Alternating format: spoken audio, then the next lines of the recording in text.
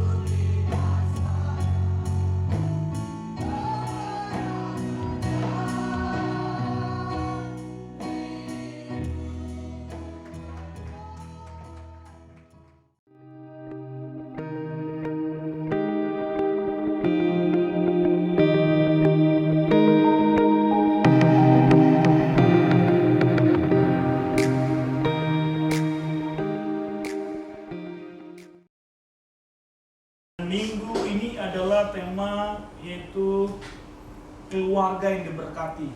Jadi minggu lalu kita berbicara tentang keluarga kerajaan Allah. Minggu ini adalah keluarga yang diberkati. Keluarga yang diberkati, saudara-saudara terkasih, harus mempunyai fondasi, saudara-saudara terkasih. Apa fondasi? Jadi ada fondasi yang harus dibangun untuk menjadi keluarga yang diberkati. Tanpa fondasi, keluarga kita tidak bisa diberkati, saudara-saudara terkasih. Mari kita bahas dari mulai Jumat, Sabtu, ya kita bahas dengan firman. Kita baca sekali lagi, saudara-saudara terkasih, Mazmur 127. Kita yang hijaunya nggak usah dibaca, saudara-saudara terkasih. Kita hanya baca yang hitamnya saja. 1, 2 ya. Jikalau bukan Tuhan yang membangun rumah, sia-sialah usaha orang yang membangunnya. Jikalau bukan Tuhan yang mengawal kota, sia-sialah pengawal berjaga-jaga. Dalam hal ini, saudara-saudara terkasih, semua itu ada jikanya, saudara-saudara terkasih. Jika kita mau rumah kita dibangun dengan baik, undang Tuhan. Jika kita mau pada saat rumah itu terjadi, rumah itu terus ada sampai pada masanya nanti, saudara terkasih, undang Tuhan. Jika engkau mau membangun pelayananmu, undang Tuhan. Engkau membangun karirmu, undang Tuhan. Jika kita mau menjaga pelayanan kita, undang Tuhan. Jika kita mau menjaga keluarga kita, undang Tuhan. Jika kita mau menjaga bisnis dan karir kita, undang Tuhan. Inilah fondasi daripada rumah tangga, saudara terkasih. Biarkan Tuhan bekerja. Memang saudara-saudara terkasih kelihatan seperti gambar di bawah. Rumah itu belum indah, saudara terkasih. Karena masih dalam konstruksi. Konstruksi kita itu saudara-saudara selesai pada saat kita dipanggil Tuhan, saudara terkasih. Jadi memang dalam saat kehidupan kita kelihatan kita cantik, kelihatan kita ganteng, tapi kita belum selesai, saudara terkasih. Tuhan masih berkarya dalam kita. Kelihatan rumah tangga kita kelihatan gonjang-ganjing atau masih terlalu adem-adem saja. Tuhan belum selesai. Ingat, Tuhanlah yang harus kita taruh dalam rumah tangga kita. Inilah desain daripada rumah tangga yang diberkati, saudara. Jika tidak ada Tuhan, jika tidak ada Tuhan, siapapun yang jaganya, saudara terkasih.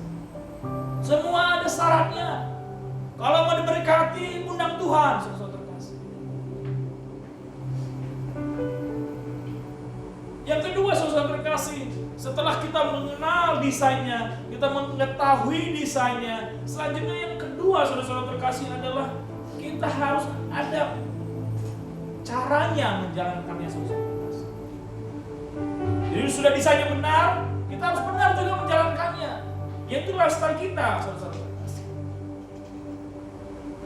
Lifestyle kita bagaimana? Udah rumahnya bagus, tapi kita bawaannya tuh masih sembrono, masih taruh sana taruh sini, nggak rapi, saudara terkasih.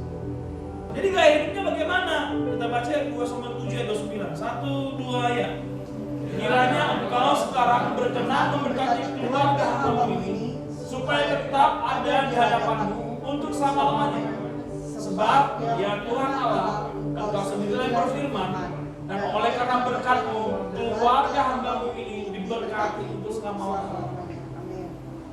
Jadi dalam hal ini, saudara-saudara terkasih, undang Tuhan. Gaya hidupnya gaya hidup Tuhan, saudara terkasih. Di ayat sebelumnya Daud mengatakan, Tuhan berkati aku sehingga aku dapat memberikan keturunan kepadamu. Jadi anak-anak kita pun harus kita serahkan ke Tuhan. Saya yakin dan percaya, saudara terkasih, banyak orang tua menderita karena anak-anaknya.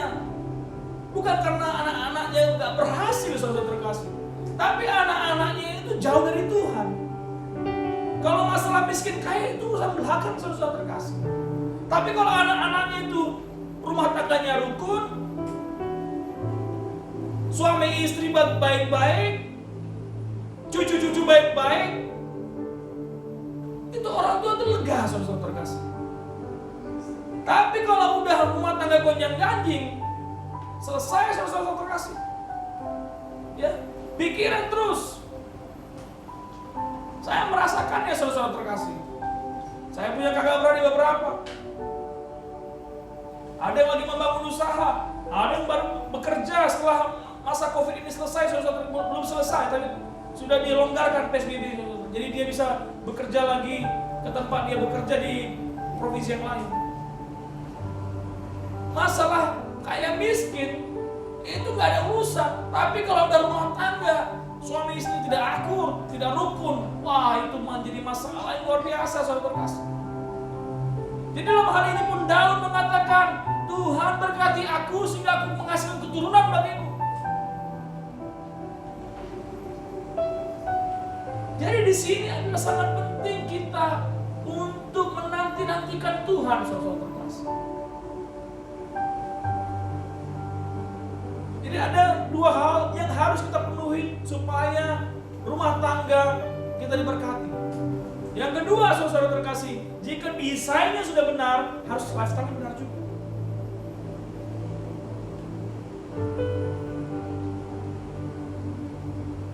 Saya dulu, saudara terkasih, saya nggak perlu mikirkan, saudara terkasih, orang masih di gereja masih bisa merokok, saudara terkasih. Saya pikir biasa aja nih, pendeta sibuk-sibuk apa sih. Tapi sekarang saya tahu, saudara terkasih, memang itu tidak boleh, saudara terkasih. Karena semua boleh, tapi apakah berguna, saudara terkasih? Karena itu Tuhan Yesus mencampakkan semua pedagang-pedagang di luar bait suci, saudara terkasih. Karena peruntukannya bukan untuk itu.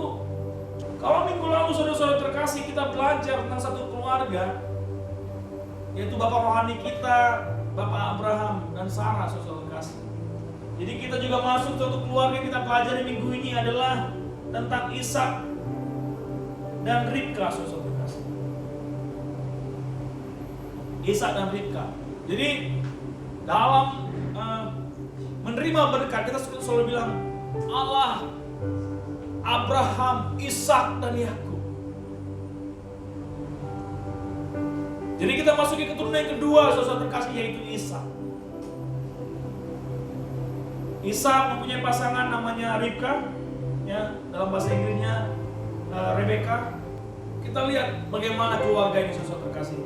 Jadi Ishak itu berumur 36 tahun pada saat Sarah itu meninggal, ibunya. Ishak itu 36 tahun. Jadi diperkirakan Ishak pada saat mau dikorbankan oleh Abraham itu berumur 30-an tahun, saudara terkasih. Jadi bukan anak kecil, saudara terkasih. Jadi kalau Ishak itu mau melawan bisa. Di sini Ishak adalah seorang yang sangat taat, saudara terkasih, anak-anak muslim. Jadi pada saat Sarah itu meninggal, Ishak itu umur 36 tahun.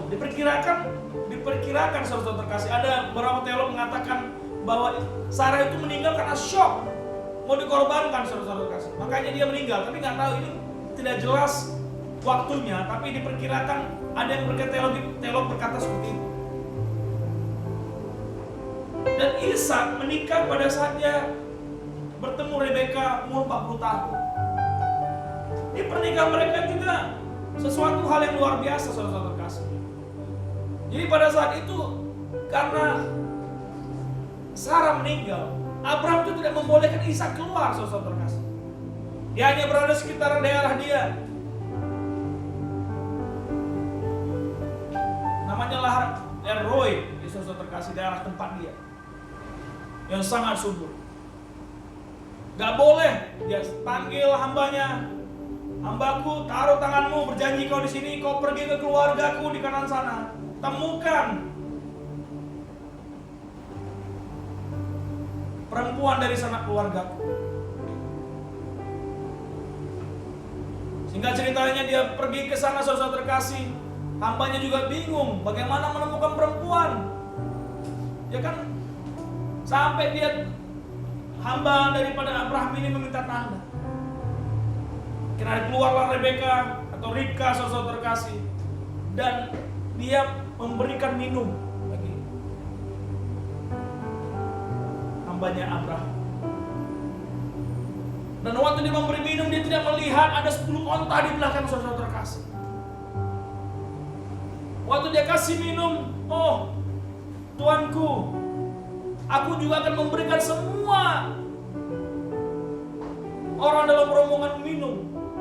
Tanpa dia melihat di belakang itu udah 10 onta dan berapa banyak lagi hamba-hamba saudara terkasih. Kebayang kalau onta itu 200 liter satu punuknya saudara terkasih. Ada 2 punuk dia. Selesai saudara terkasih. Ya, dia bagaimana diuangnya itu gak gampang saudara terkasih. Berarti Ribka ini selain dia cantik, dia seorang perempuan yang cekatan dan kuat saudara terkasih. Dalam hal ini saudara terkasih, ini menunjukkan siapapun kita nanti anak-anak yang mau mencari calon istri, cari calon istri yang cakep. Pasti harus cari cakep. Jangan lupa harus cari cekatan juga, ya. Jangan suruh-suruh dikit udah sumut-sumut, jangan ya. Ini yang belum menikah ini ya, belum menikah. Pastikan pasangan itu harus cantik, ya. Harus cantik dan juga cekatan, ya. Jangan sumut-sumut saudara terkasih. Kalau yang sudah dapat dia berubah, bertobat kalau ibu-ibunya kalau belum seperti itu harus cantik dan cekatan saudara terkasih, ya.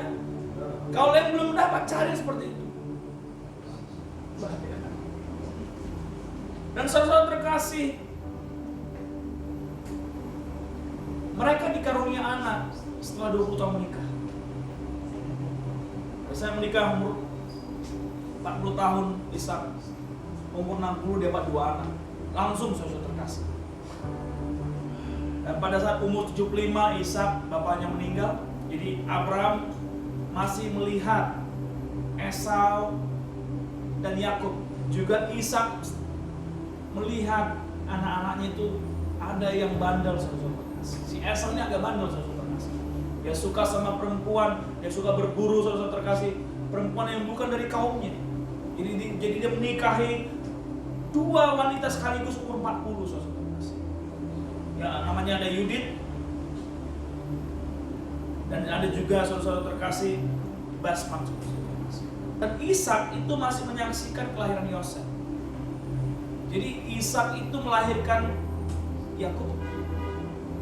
Yakub itu melahirkan ada 12 anak saudara. Jadi masih melihat si Yusuf. Dan Yusuf itu pada saat dia dibuang ke Mesir, dia masih disaksikan Ishak.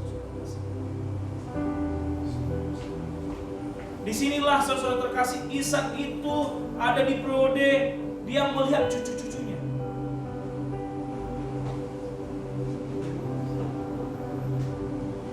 Dan Ishak dia meninggal pada umur 150 tahun saudara terkasih. Dan di situ dikatakan 10 tahun sebelum Yakub dan 70 orang keluarga Yakub itu pindah ke Mesir. Inilah kisah daripada Ishak dan Ribka. Sekarang pertanyaan nih saudara terkasih, apakah keluarga ini baik-baik saja saudara terkasih? Kalau minggu lalu kita belajar bagaimana Abraham itu mengabuse atau menyalahgunakan Sarah, dan bagaimana juga Sarah menyalahgunakan Abraham. Ini pun hampir sama saudara terkasih. Rumah tangga ini juga rumah tangga yang enggak datar-datar saja saudara terkasih. Yang enggak mulus-mulus aja saudara terkasih. Tetapi rumah tangga ini mau terus berjalan bersama. Jadi Ishak ini saudara terkasih dan Ribka, mereka ada satu hal yang luar biasa dari mereka saudara terkasih, yaitu rumah tangga harus dimulai dengan ketaatan saudara terkasih. Ketaatan itu terhadap suami dan istri. Kita baca dari Kejadian 24 dan 67, kita baca sama-sama saudara terkasih. 1, 2 ya. Lalu Ishak membawa Ribka ke dalam kemah Sarah ibunya dan mengambil dia menjadi istrinya. Ishak mencintainya dan demikian ia dihiburkan setelah ibunya meninggal. Jadi pada saat Ribka itu didatangi oleh pembantunya Abraham, waktu dia diberi anting dan gelang saudara terkasih, itu dia langsung ke kemah ibunya. Dan pada saat Ribka juga dibawa ke tempat Abraham, Ishak itu gak bawa langsung ke kemah Abraham, saudara terkasih, tapi dibawa ke kemah ibunya, di mana ibunya sudah meninggal. Sebagai suatu tanda, saudara terkasih, bahwa ini perempuan ngerti gak gua? Ibu gua yang ngerawatin gua dari umur 0 tahun atau dari mulai kandungan ibunya sampai umur 40. Ini ibuku, walaupun kau tidak melihat ibuku sekarang. Dalam hal ini, saudara terkasih, Ribka itu tetap setia. Jadi apapun, saudara terkasih, kondisi pernikahan kita, apakah itu karena kita pacaran, apakah karena kita diatur dalam suatu pertemuan, apakah sekarang kita masih pacaran, saudara terkasih, kita harus percaya bahwa ada proses, saudara terkasih, dalam pernikahan. Proses itu bisa macam-macam. Tapi dalam hal ini harus ada suatu ketaatan, saudara terkasih. Ribka menaati, oh ya, aku sudah diberi tanda.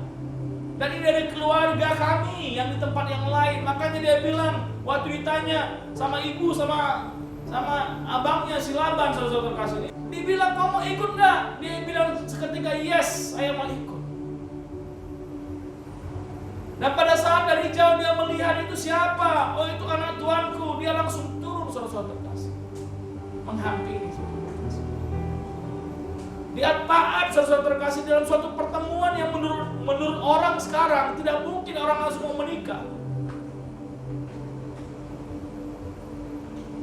Mungkin aja kita sekarang ada dalam suatu hubungan yang LDR sekarang, saudara. Tapi bukan berarti kita itu, saudara terkasih, membuat kita tidak obey, membuat kita tidak taat, saudara terkasih, dalam nama Tuhan Yesus. Karena keluarga kita itu dibentuk dalam desainnya Tuhan. Desain Tuhan itu apa, saudara terkasih? Adalah Kristus sebagai dasar hubungan suami istri. Apa itu dasarnya? Istri tunduk terhadap suami dan suami mengasihi istri. Jadi dalam hal ini, saudara terkasih, Ribka menyadari posisinya. Kalau Sarah mengatakan, ya tuanku, Ribka tidak seperti itu. Tapi menurut saya, kelakuan atau sikapnya Ribka menurut saya itu melebihi Sarah. Karena tidak diceritakan bagaimana Abraham dan Sarah menikah, tapi di sini diceritakan bagaimana the marriage arrangement between Ribka dan Ishak.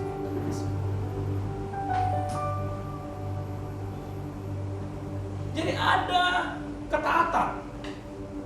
Bukan hanya istri yang tunduk terhadap suami, tapi suami juga mengasihi istri, saudara terkasih. Pernikahan itu ketaatan dua, saudara terkasih. Nggak bisa ketaatan istri saja. Nggak bisa ketaatan suami saja. Suami sudah sayang tapi istri nggak tunduk-tunduk, saudara-saudara, susah. Yang ia keluar tanduk, saudara, menanduk terus. Nah itu nggak boleh, saudara terkasih. Istri sudah tunduk, suami pun nggak mengasihi juga. Problem, saudara terkasih, harus sama-sama. Dalam hal ini rumah tangga mereka juga nggak aman-aman, saudara terkasih. Nggak aman seperti kita bilang, oh sudah melakukan itu, sudah obey, sudah saling menghargai, sudah mengasihi, sudah tunduk. Ada masalah dalam rumah tangga ini. Ribka itu mandul selama 20 tahun. Ribka itu mengalami proses kemandulan 20 tahun. Sampai akhirnya Ishak berdoa. Dan pada saat melahirkan, saudara-saudara terkasih, Ribka melahirkan, ada problem yang baru juga. Anak kembar ini mempunyai sifat yang berbeda. Sehingga bapaknya mengasihi yang sulung, ibunya mengasihi yang bungsu, saudara terkasih. Walaupun bedanya beda, saya nggak tahu beda berapa lama, yang pasti cepat banget, saudara terkasih, karena si Yakubnya pegang tumitnya Esau. Sangat cepat, saudara terkasih. Karena si ibu dan si ayah itu mempunyai kesayangan masing-masing, menyebabkan tuh yang bersaudara itu jadi ribut. Jadi ini juga peringatan untuk orang tua, saudara kasih. Kita nggak boleh beda-bedain anak. Jadi kalau kita itu nggak boleh beda-bedain anak. Ini orang tua lagi diingatkan, karena kalau begitu dibedakan akan ada kecemburuan. Selanjutnya adalah karena ini dibedakan, saudara kasih, ada suatu relasi yang tidak sehat antara kakak beradik. Si Esau makin suka-suka, si Yakub dia orangnya orang rumahan, dan Esau itu orang serampangan. Jadi waktu pulang dia, saudara terkasih, dia cium bau yang cukup enak dari suatu bubur merah, saudara terkasih. Dia langsung serampangan, langsung minta ini buburnya. Tapi Yakub bilang, oh, tar dulu. Dia melihat ada kelemahan daripada saudaranya, dia bilang, kau kasih dulu hakmu sama aku. Dan Esau pikir itu hal yang simpel. Dia bilang, apa gunanya hak gue bebas-bebas aja, gue gak diganggu. Ini orang kalau tidak menghargai apa yang sudah di dalam hidupnya, saudara. Kita pun sama. Kalau kita sudah dikaruniai berkat itu, jangan remeh, jangan dibuang. Kita banyak seperti itu, saudara-saudara kasih. Kita bermimpi, oh bagaimana kalau aku lahir sebagai orang kaya. Udah gak bisa diapa-apain, saudara terkasih. Allah kata, bagaimana aku dilahirkan supaya cantik, supaya ganteng. Gak bisa diubah. Kecuali kita mau operasi plastik, saudara terkasih. Dalam hal ini kita harus mengenai diri kita, dan harus menghargai apa yang kita punya, saudara terkasih. Dalam hal ini Esau tidak menghargai hak dia, berkat dia sebagai anak pertama. Sangat simpel, dia pikir bubur merah, ya tinggal dia ngomong, ya udahlah kau ambil aja hak sulungku. Dan ini impactnya besar, saudara kasih. Sehingga karena dia serampangan dengan hak dia, dan Tuhan pun mengambil berkat itu, saudara kasih.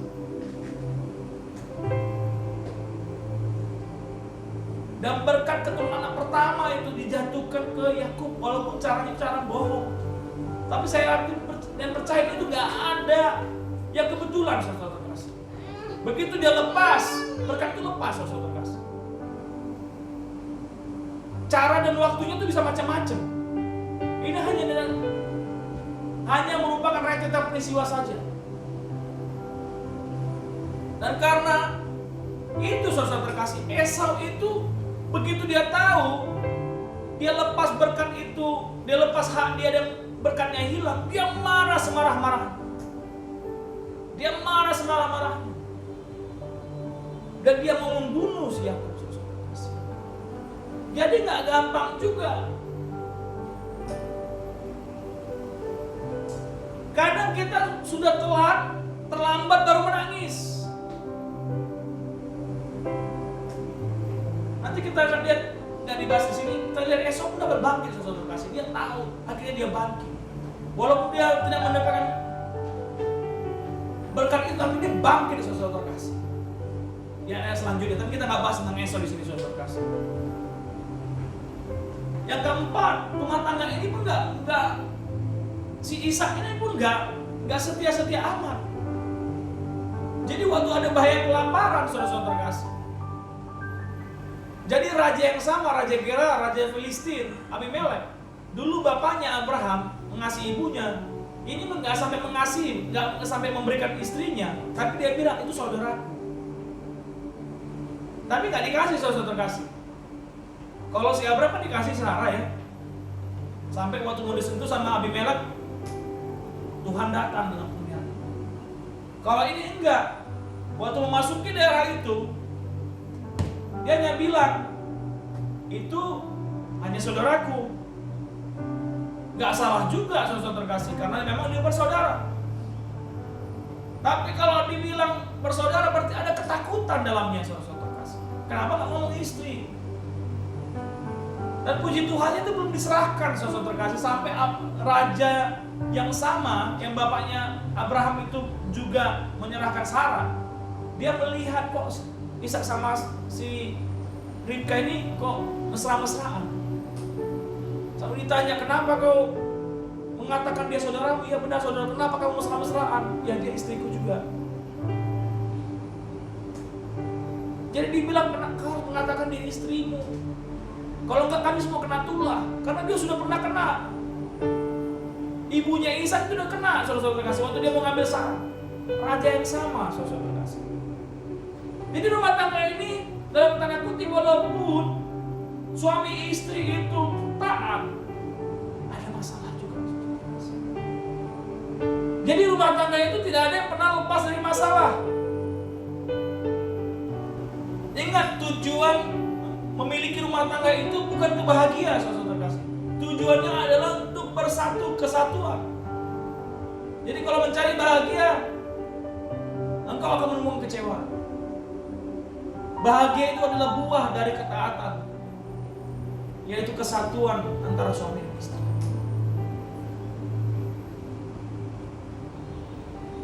Selanjutnya, saudara terkasih, kalau rumah tangga yang taat, selanjutnya apa? Yaitu adalah harus mampu menabur setiap saat, saudara terkasih. Musimnya apapun terserah. Kita baca Kejadian 26 ayat 12. 1-2 ya.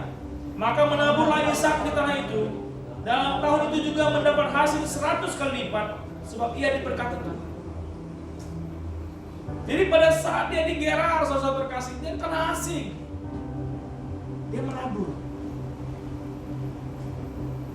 Padahal saudara terkasih, pada saat itu ada musim kekeringan.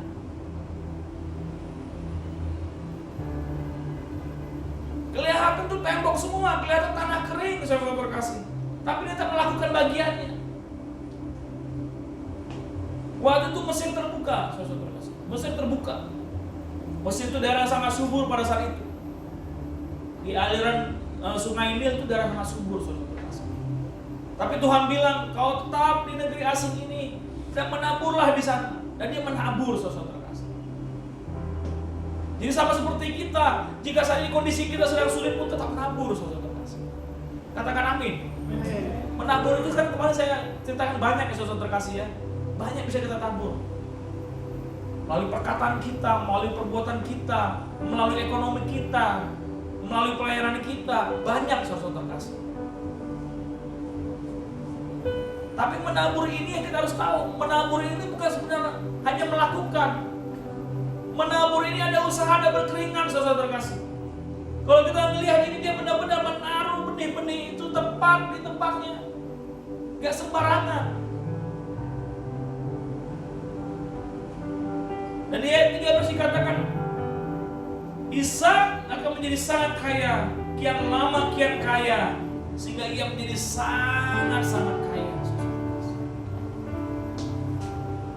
Jadi menaburlah, saudara terkasih.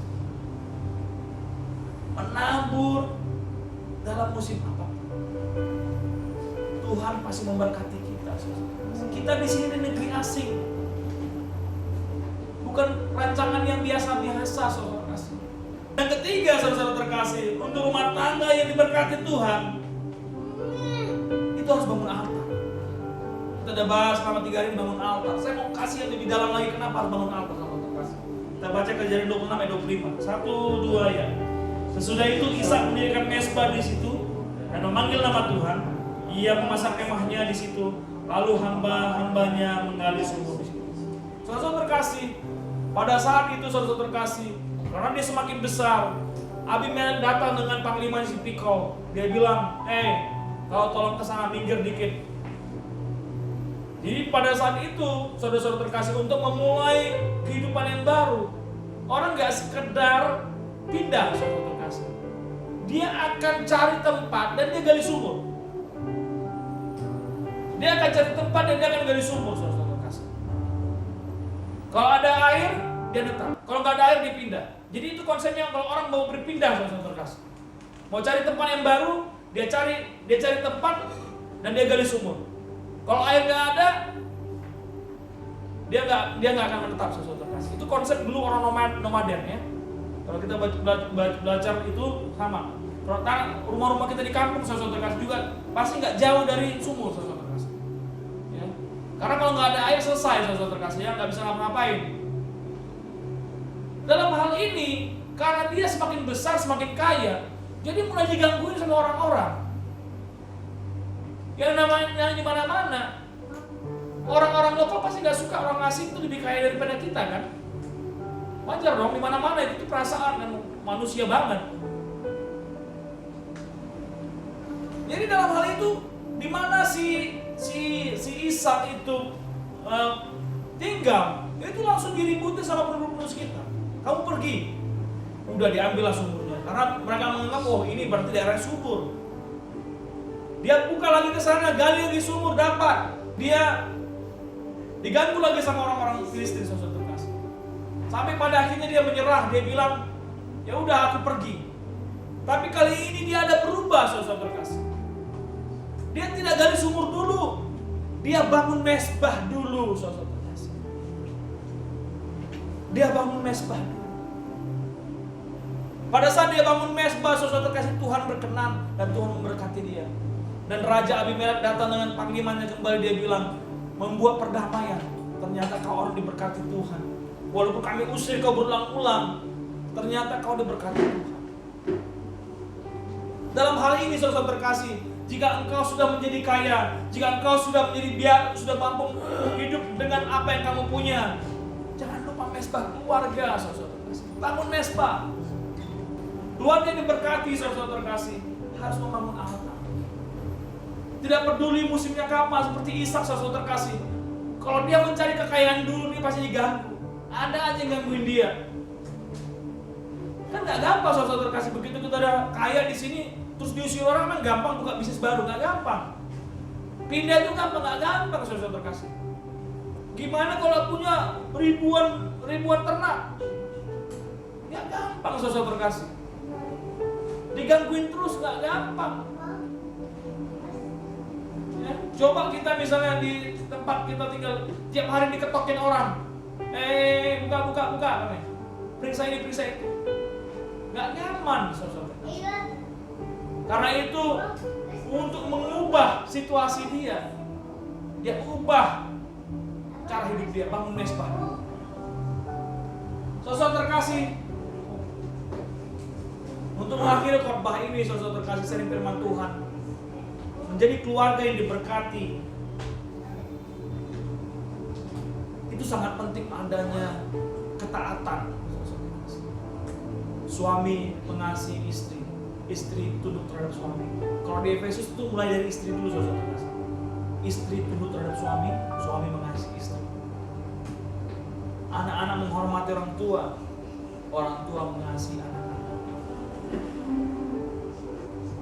Jadi kita di sini sudah berkeluarga, ayo lakukan ketaatan kita. Kadang nggak enak juga, saudara terkasih, ya kan? Yang namanya 2 menjadi 1 kan nggak gampang, saudara terkasih. Ya. 2 menjadi 1 nggak gampang, kesatuan itu nggak gampang, saudara terkasih. Tapi bagaimana istri tunduk terhadap suami dan suami mengasihi istri itu penting. Bagaimana orang tua mengasihi anak-anak menghormati orang tua dan orang tua mengasihi anak, itulah konsep ketaatan, saudara terkasih. Dan menaburlah kapanpun, dimanapun. Bukan hanya sekedar menabur dengan yang tepat, sehingga ada kelipatan, saudara terkasih, dalam apa yang kita tabur 100 kali lipat kalau Ishak.